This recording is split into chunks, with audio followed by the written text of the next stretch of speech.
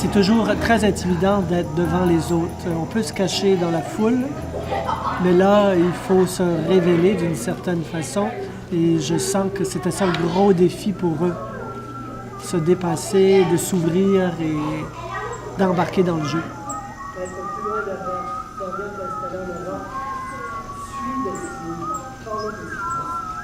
Ça parle des orphelins et d'un chasseur, d'un os. Et surtout, ça vient des trésors de lune, des trésors de lune. Premièrement, je pense qu'il fallait que je les convainque qu'être sur scène, c'est pas nécessairement faire n'importe quoi, mais au contraire d'amener... c'est un travail qu'il faut toujours se dépasser, être aussi très rigoureux. Ce qui, les enfants aiment jouer, mais pas nécessairement être rigoureux. Donc, amener cette dimension-là, leur transmettre comment on parle, comment on est sur scène. Stand by, stand by. Non, attends. Je vais vous le dire quand le faire. Okay? C'est très beau ça. Mais c'est pas ça qu'il faut faire tout de suite. Now, after you do one, and after you do a big one, after you did one, you start. And then you follow me.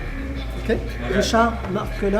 Quand tu t'es levé, parfois il y a eu des moments où quand ils se sont investis, ça a vraiment été des très, très beaux moments. Il y en a qui m'ont surpris, qui étaient très réfractaires et qui finalement ont réussi à embarquer dans le jeu. Et se dire, OK, j'ai cette tâche, je dois la faire pas à reculons, mais en allant de l'avant dans ce que je peux offrir. Alors ça, il y a eu des petites découvertes, des dépassements personnels qui sont arrivés.